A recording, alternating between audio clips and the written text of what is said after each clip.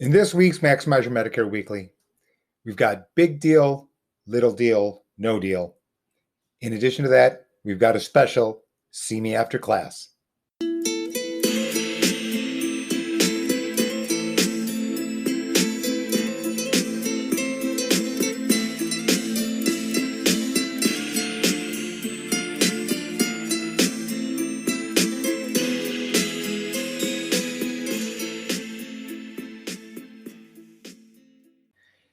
Before we get started, a couple of quick things.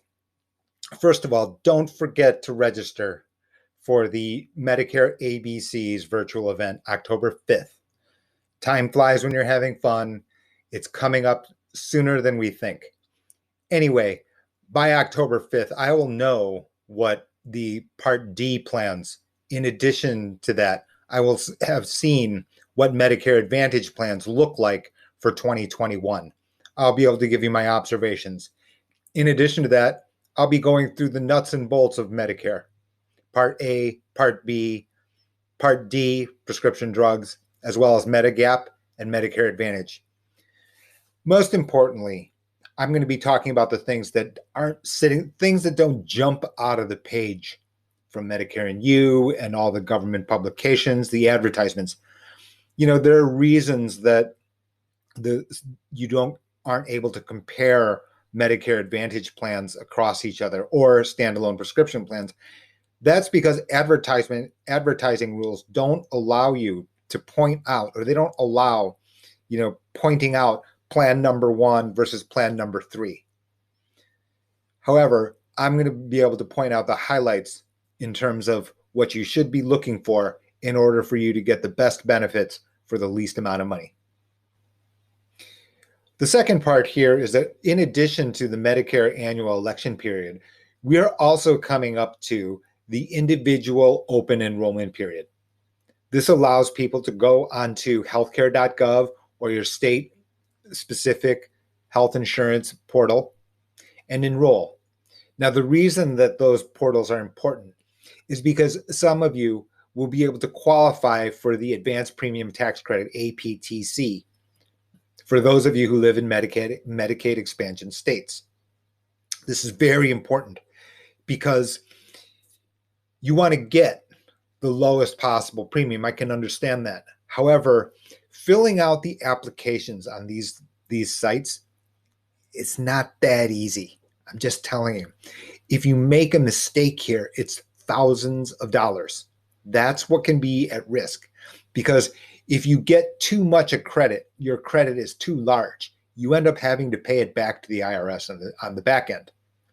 By that same token, if you underreport your income, then what can happen is you get charged a premium when you could have saved hundreds of dollars a month. I've started this new page. It's been up for about a month. It's called Enrollment Central. Here's a picture of it on your screen. You can get your private guidance from me. In addition to that, I also have a video where you can go and find me specifically on healthcare.gov.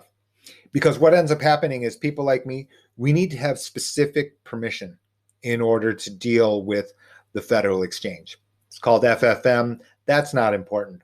What is important is the fact that people like me, we need to have annual recertification. That's been completed by me. So as a result, you can reach out directly to me. I'll be able to guide you across the finish line.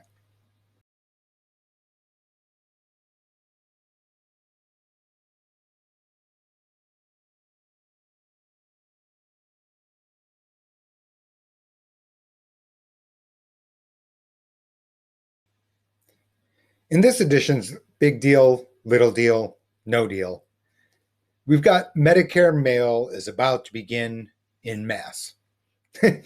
You could say I get mail every day about Medicare, but for existing Medicare members, Medicare Advantage members, Part D, standalone prescription policy owners, you're going to start getting the annual notice of change, ANOC, ANOC. ANOC sounds like something from what's that movie called? Yeah, Mission Impossible, the knock list. No, nothing. No, Tom Cruise is not going to jump out. Basically what it is notifications to tell you what changes are going to be occurring in 2021 compared to this year. So this, evolved over the last number of years, where what would happen is that somebody would get blindsided, and the letter is meant to address the changes. Again, you've got to remember, Medicare Advantage Part D plans, the thing to remember is that these are annual contracts. Annual contracts. They run from January to January. That's it. Every moving part is subject to change every year. Now, it has been the case that this has been used by carriers in order to try to compete with each other to improve your benefits, lower your premiums, lower your deductibles, etc., based on, to try to increase policyholder satisfaction, obviously. So I don't necessarily think that this is a negative thing. You may find it overwhelming. However, these ANOC letters are required by law, so you're going to get them. Now, in addition to telling you how the things are going to change, there's the reason that I'm calling this big deal is the following. First, it's a reminder to you that it's time to take a look. I wrote Maximize Your Medicare because I see the same error over and over. And one of those errors is that people are so relieved in, oh, I finally got enrolled in Medicare. I got enrolled without any penalty, et cetera, et cetera. The issue is that in order to get the most for your money, you're going to have to stay up to date. That's why in Maximize Your Medicare, the earlier editions came out every year. Every year. We're going to have a new one next year in 2022. Okay, because I agreed to have this edition span 2 years. Anyway, the issue here is, so it's a big deal. Back to my point, it's a big deal because of the fact that it's a reminder to you that things are changing every year. Too often, people put it into their drawer. They don't like change. I can understand that. The negative to these ANOC letters is the fact that it still doesn't fix the ability to compare. I'd love to tell you there's a shortcut. There isn't. I'd love to tell you that you can just keep it in your bottom drawer, and as a result, it's not really going to make a financial difference to your life. Can't tell you that one either.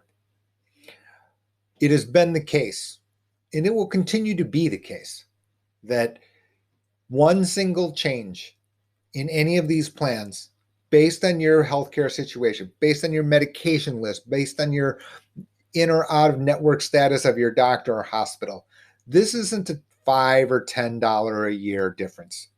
This is a multi-$100, if not over $1,000 a year difference. Now you could say, well, it's not worth it. Not for $1,000 a year. That's my view. In fact, I've got this story where one of my most well-off clients, there was a change to prescription plan, and the difference in plans was $1,500 a year. Well, to be candid with you, this particular person, $1,500 doesn't register. Very well-off person. And so I kind of shrugged my shoulders and said, maybe it doesn't matter to you. This client, he looked at me as if I just arrived on Earth on a spaceship. He's like, what are you talking about? Of course we're going to change. So the fact of the matter is, during the annual election period, you can make an unlimited number of changes. You can change literally every single day. The last plan you choose will be the one in effect on January 1st. It's going to be the case. I've got a lot of information about the fact that things are going to be changing. There's going to be, as a result of ESRD, there's going to be changes of, for example, in insulin. These are going to have ripple effects, which are going to change Part D plans as well as Medicare Advantage plans. For me, ANOC arrival at your house, big deal. Measure Medicare newsletter, which you can subscribe to. You can get it in your inbox on your email. I point out something from this article in Health Affairs. You can see this first point here. It's not junk. And let's scroll down quickly here. So I included the link in the text below this video of this Health Affairs article. Health Affairs is a website. It's also a printed journal. It's the high end. It's the nerdy stuff, admittedly.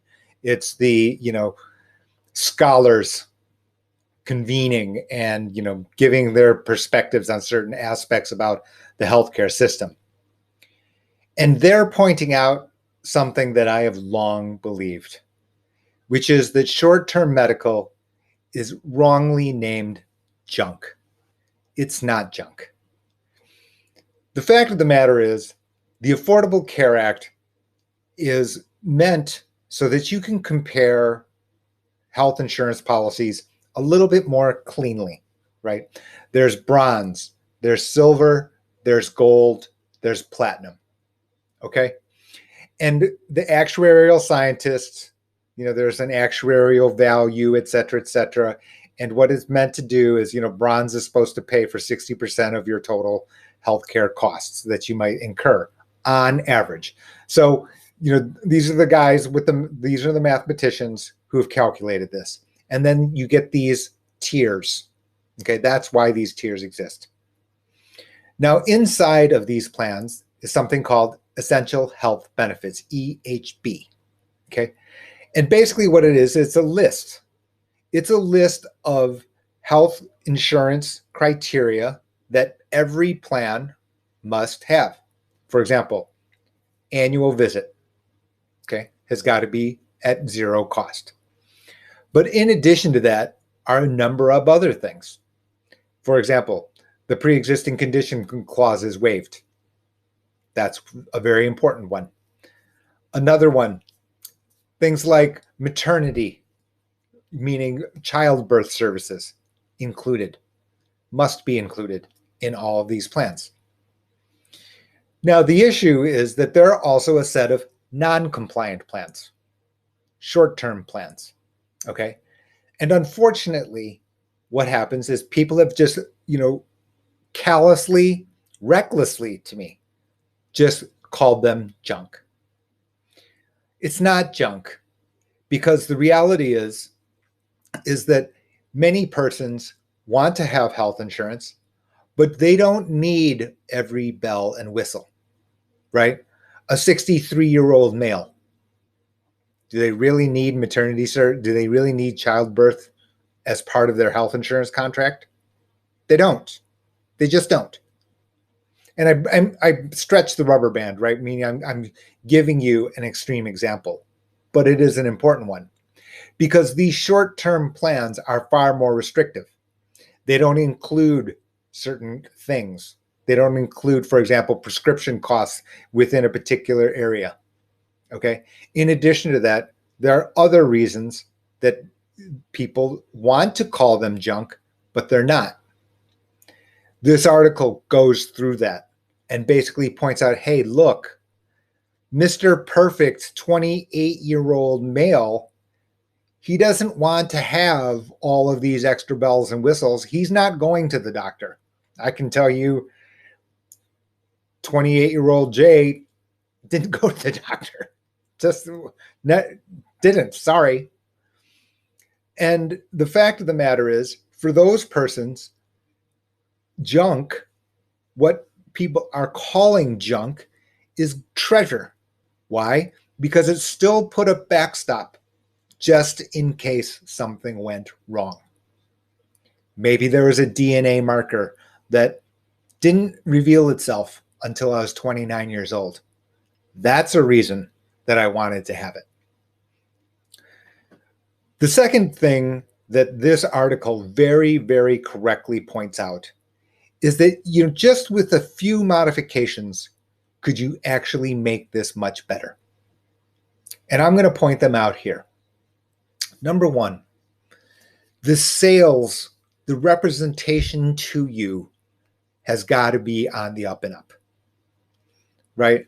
In other words, for example, I need to tell you now, I make recommendations to certain people if it fits them and their financial situation that junk is what they should buy. Yeah, because to that person, it's not junk, it's treasure. Because it's at a price point that they can afford for the protection, the backstop protection that they need. Okay. That said, it's not complete. It doesn't have EHB, the essential health benefits, not all of them. So as a result, I need to tell that person and explain to them exactly what they are getting for the money that they are using. So yes, I would agree with this article about and this is part of the complaints that people are calling them junk. Again, not junk. There are a couple of catches here to short-term medical. The first one is the idea of retroactive underwriting. And candidly speaking with you, I don't like this aspect about short-term medical at all. Meaning that there have been stories, not many, but there can be stories out there that there can be the underwriter, meaning the underwriting company, the health insurance companies, looks back and says, actually, you had a pre-existing health situation, and therefore we're not going to cover you. To me, this is way over the line, right? In other words, health insurance company, when you apply for health insurance, including short-term medical, you are giving the permission to the health insurance company to look at your medical history. The fact that they may have missed it, that to me is on them.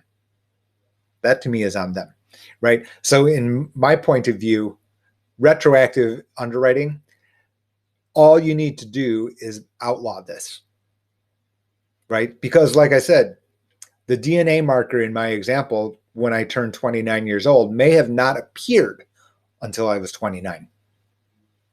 It's just a simple example. The other change that I would make, in addition to the changes that they point out in the article, is I would adjust something called the MLR, which is the medical loss ratio. Now, what the Affordable Care Act has done, and even before formally becoming the Affordable Care Act, there was this thing called the medical loss ratio, where the health insurance companies needed to spend between 80 and 85% of all premiums on claims. All we need to do for short-term medical is apply the same rule. Because reality is that the medical loss ratio for short-term medical is way lower. So this tells you some very important stuff, right? 28-year-old Jay bought it and then didn't end up using it. That doesn't make it useless, right? That didn't make it useless. It served its function to the 28-year-old Jay. It did, right? That said, the way that the Affordable Care Act works, and a good feature is the fact that at least there's some policing so that the premiums have to be used on claims. If anything here, what that would do is that would drive down the premiums of short-term medical dramatically. And so now what looked like junk is now treasure, and also the premiums would then be cheaper, meaning it's even more valuable to the 28-year-old, 29-year-old, 40-year-old person in perfect health, 64-year-old person waiting for Medicare in good health. It can apply to a lot of people and be very, very valuable. Because of that, we've got two, not one, two See Me After Class awards. One for the group of people who've called short-term medical junk. See Me After Class. And a different one to the authors of this health affairs. Thank you very much. Go to the head of the class.